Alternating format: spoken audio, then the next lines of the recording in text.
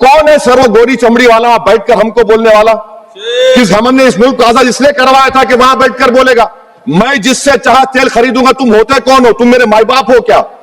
आप 25 मिनट लगाएंगे सर। और वर्ड क्या इस्तेमाल किया? इंडिया। यानी अब नायरा जो है नयारा कंपनी बंद हो जाएगी और हमको मॉनिटर करेंगे, आप भारत को उस पर ओवरसाइट करेंगे। चाह रहा हूं आप विकसित भारत बनाना चाहते हैं, मैं तायद करता हूं, मगर क्या आप 14% आबादी को नहीं पढ़ाकर उनको एलिनेट कर आप विकसित भारत बना पाएंगे? विकसित भारत उसी वक्त बनेगा सर जब मुसलमान समाजी, इक्तिसादी, तालीमी और माशी तौर पर ताकतवर होंगे। मगर अफसोस के साथ कहना पड़ा, सच्चाई है कि सरकार नहीं चाहती ये हो। सरकार से मुतालबा करता हूं कि वेनेजुएला में जो हुआ, आप एक ऑपरेशन इंसाफ करिए। ऑपरेशन इंसाफ के तहत हाफिज सईद, मसूद अजहर, लखवी को घुस के लाइए भारत में, तभी इंसाफ होगा सर। जब तक खत्म कर रहा हूं सर, हम कुलभूषण यादव को भूल गए। वो कुलभूषण यादव उसको आईसीजे में रुकाया। आखिर हम कब लेके आएंगे कुलभूषण यादव को? वजीर आजम इजराइल को जा रहे हैं, मैं उनसे ये मुतालबा करता हूं कि वो गाजा को जाए, 15 मिनट जाकर देखें, 60,000 फलस्तीनियों को खत्म कर दिया गया। और नेतन्याहू पर आईसीजे का अरेस्ट वारंट है, आईसीसी का, और आईसीजे में केस चल रहा है सर। बहुत शुक्रिया चेयरमैन साहब, मैं इस बजट की मुखालिफत में खड़ा हुआ हूं क्योंकि ये अहम मुद्दों पर इंसाफ नहीं करता। मिसाल के तौर पर सर, अगर आप देखेंगे मुस्लिम एनरोलमेंट जो यूडीआईसी का डेटा है 2021-22 का, मुसलमानों का एनरोलमेंट गवर्नमेंट का डेटा बोलता है प्राइमरी में 15%, यूपी में अपर प्राइमरी में 14%, सेकेंडरी में 12% और हायर सेकेंडरी में 10%। प्राइमरी से लेकर हायर सेकेंडरी तक आए थे सर 5% की गिरावट होती है। वही सरकार का एआईएसएचई का डेटा है 2020-21 का, 2016-17 में मुसलमान 4.87 थे एजुकेशन में, 19-20 में बढ़कर 5.45 हुए और 2021 आते आते सर वो 4.64% हो गया। यानी जहां पर मुसलमान 2019-20 में 19,21,000 पे आगे, यानी 1,79,000 की गिरावट आई। क्यों हुआ सर? ये इसलिए हुआ क्योंकि ये मोदी सरकार तासुब और तंग नजरी के मुजाहरे करती है। इसी वजह से मुसलमानों अकलियतों में ड्रॉप आउट रेट ज्यादा है, लो एनरोलमेंट है और वो हायर एजुकेशन तालीम को मुकम्मल नहीं कर सकते। सर 3 स्कॉलरशिप स्कीमें हैं, 5 साल से cabinet committee of economic affairs in स्कीमों की मंजूरी नहीं दे रही है सर, 5 साल से। ये आपकी तासुब और नफरत नहीं है तो क्या है बताइए आप? बजट तो पास हो रहा है ऐवान में, 5 साल से आप पैसे नहीं दे रहे हैं। क्यों? क्योंकि cabinet committee of economic affairs इसको मंजूरी नहीं देती है। और मैं बताना चाह रहा हूं, आप विकसित भारत बनाना चाहते हैं, मैं तायद करता हूं, मगर क्या आप 14% आबादी को नहीं पढ़ाकर उनको एलिनेट कर आप विकसित भारत बना पाएंगे? विकसित भारत उसी वक्त बनेगा सर जब मुसलमान समाजी, इक्तिसादी, तालीमी और माशी तौर पर ताकतवर होंगे।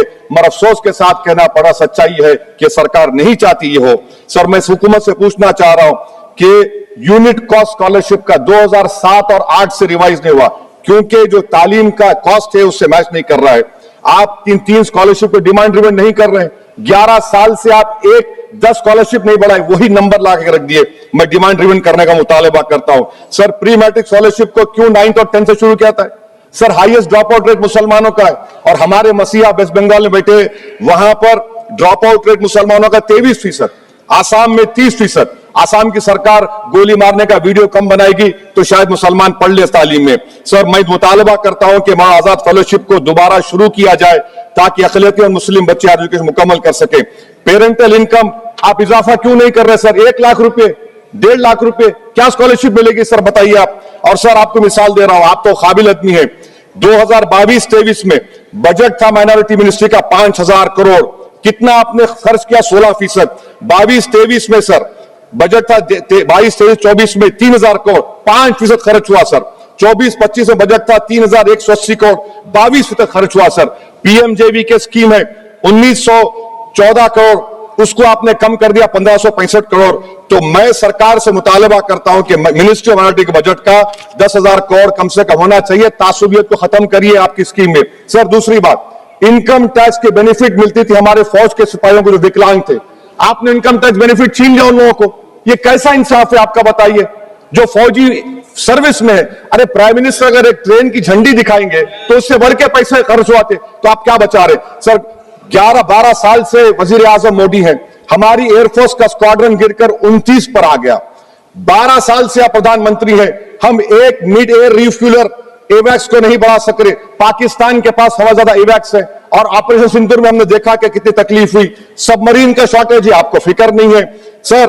और हम थर्ड एयरक्राफ्ट कैरियर हम भूल गए। आखिर कैसे हम चाइना को इंडो पैसिफिक में रोक पाएंगे? यह देशभक्ति नहीं है सर। हमारी फौज में कमी है। क्या यह मुल्क इतना कमजोर हो गया कि हम अपनी फौज में बच्चों को भर्ती नहीं करा सकते? अग्निपथ स्कीम का रिव्यू होना चाहिए। इस ऐवान में चाइना बॉर्डर पर एक बहस होनी चाहिए। सर आप आ जाइए यूएस ट्रेड डील पर। जो ट्रंप ने एग्जीक्यूटिव ऑर्डर 6 फरवरी का निकाला, सेक्शन 4 कोट कर रहा हूं, डायरेक्टली इनडायरेक्टली अगर हम रशिया का ऑयल लेंगे तो 25% लगा देगा। कौन है सर वो गोरी चमड़ी वाला बैठकर हमको बोलने वाला? किस हमने इस मुल्क को आजाद इसलिए करवाया था कि वहां बैठकर बोलेगा मैं जिससे चाह तेल खरीदूंगा। तुम होते कौन हो? तुम मेरे माई बाप हो क्या? आप 25% लगाएंगे सर। और वर्ड क्या इस्तेमाल किया? इंडिया, यानी अब नयारा जो है नयारा कंपनी बंद हो जाएगी और हमको मॉनिटर करेंगे, आप भारत को उस पर ओवरसाइट करेंगे। अफसोस की बात है कि सरकार खामोश है। सर 2019 में ईरान का ऑयल मत लो बोले, आपने गलती की, आपने ईरान का ऑयल नहीं लिया। तो अमेरिका ने कहा कि इराक से लो, कंपेरेबल रेट पे, कंपेरेबल रेट पे, मार्केट रेट, नॉमिनल प्राइस पे नहीं। आज यूएस कह रहा है कि मोनोपोली रेट पे लो। कहां है सर? क्यों कर रहे हैं? क्यों इतना गिर रहे हैं इस गोरी चमड़ी वाले के सामने? आखिर हमारी हमियत कहां है सर? और एक बात बता रहा हूं सर, ये यूएस ट्रेड डील से यूरोपियन कर 2 मिनट सर, यूरोपियन यूनियन की ट्रीटी से हमारा पीएलआई का पूरा असर पड़ेगा, क्योंकि आपने टैरिफ गिरा दिया। आपने टैरिफ गिरा दिया मेडिकल डिवाइसेस पर, आपने टैरिफ गिरा दिया सोफिस्टिकेटेड मशीनरी पर। तो यूएस इंडस्ट्रियल गुड्स आएंगे तो डिइंडस्ट्रियलाइजेशन का खतरा है इस मुल्क में। Sir you are we signing a free trade agreement और a force purchase order. Sir Bangladesh से यूएस ने कह दिया कि हमसे कॉटन खरीदो, जीरो टैक्स। सरकार से मुतालबा करता हूं कि वेनेजुएला में जो हुआ, आप एक ऑपरेशन इंसाफ करिए। ऑपरेशन इंसाफ के तहत हाफिज सईद, मसूद अजहर, लखवी को घुस के लाइए भारत में, तभी इंसाफ होगा सर। जब तक खत्म कर रहा हूं सर, हम कुलभूषण यादव को भूल गए। वो कुलभूषण यादव उसको आईसीजे में रुकाया। आखिर हम कब लेके आएंगे कुलभूषण यादव को? वजीर आजम इजराइल को जा रहे हैं। मैं उनसे ये मुतालबा करता हूं कि वो गाजा को जाए, 15 मिनट जाकर देखें, 60,000 फलस्तीनों खत्म कर दिया गया। और नेतन्याहू पर आईसीजे का अरेस्ट वारंट है, आईसीसी का, और आईसीजे में केस चल रहा है सर। तो दोस्तों सुना आपने असदुद्दीन ओवैसी को किस तरीके से उन्होंने आज भारत सरकार को कटघरे में खड़ा कर दिया। जिस तरीके से उन्होंने सदन में आज 6 मिनट में अपनी बात रखी है, हकीकत तौर पर यह बात कही जा सकती है कि आज के डेट में भारत के लोकसभा के अंदर किसी ने इतनी मजबूती के साथ इस मुद्दे पर बात नहीं की। उन्होंने कहा कि आखिरकार वो गोरी चमड़ी वाला कौन होता है जो ये डिसीज़न ले कि भारत किससे तेल खरीदेगा और किससे नहीं। आखिरकार अमेरिका के प्रेशर में भारत सरकार काम क्यों कर रही है। आप बखूबी जानते हैं किस तरीके से टैरिफ को लेकर के जो बातें हुई, जो चर्चाएं हुई, उससे ये बात साफ समझ आती है कि भारत सरकार कहीं ना कहीं ट्रंप के सामने मजबूर दिखाई देती है। आखिरकार ट्रंप होता कौन है जिसकी वजह से भारत सरकार इस तरह का फैसला ले रही है। असदुद्दीन ओवैसी ने सवाल खड़े किए कि आखिरकार मुसलमानों के साथ इतनी ज़्यादा ज़्यादती क्यों की जा रही है। आज मुसलमानों के हालात अगर ख़राब हैं तो इसके पीछे सीधे तौर पर भारत सरकार है। एक तरफ विकसित भारत की बात कही जाती है, प्रधानमंत्री नरेंद्र मोदी और नरेंद्र मोदी की सरकार की ये सोच विकसित भारत का असदुद्दीन ओवैसी मजबूती के साथ समर्थन करते हैं। लेकिन उन्होंने सीधे तौर पर यह सवाल पूछा कि क्या इस मजबूती में आप 14% मुसलमानों को शामिल नहीं करना चाहते? क्या आप उन्हें दरकिनार करके विकसित भारत का निर्माण करना चाहते हैं? अगर ऐसा है तो ये मुमकिन ही नहीं कि आप एक मुल्क के 14-15% आबादी को साइड करके उस मुल्क को एक विकसित भारत के तौर पर पेश करने की कोशिश कर रहे हैं। इसके अलावा उन्होंने स्कॉलरशिप के बारे में बात की कि किस तरीके से स्कॉलरशिप जो है उसमें मुसलमानों के साथ भेदभाव किया जा रहा है। आपने प्री मैट्रिक और तमाम जो कहा सकता है कि स्कॉलरशिप्स थे उसमें किस तरीके का झोल पैदा किया। इसके अलावा असदुद्दीन ओवैसी ने साफ तौर पर बताया कि जिस तरीके से केंद्र सरकार की नीति है, इससे ये साफ जाहिर है कि भारत सरकार आज कमज़ोर दिखाई दे रही है। अमेरिका ने जिससे कहा आपने उससे तेल खरीदा, जिससे मना किया उससे नहीं खरीदा, और इससे क्या हुआ? आपका एक बड़ा नुकसान हुआ और आज एक मोनोपोली देखने को मिल रही है कि अमेरिका के दबाव में आप फैसले ले रहे हैं। सवाल वही है कि आखिरकार कौन है डोनाल्ड ट्रंप जिसकी वजह से भारत सरकार जो है अपने फैसले नहीं ले पा रही है और उसी के फैसले के आधार पर अपना काम कर रही है।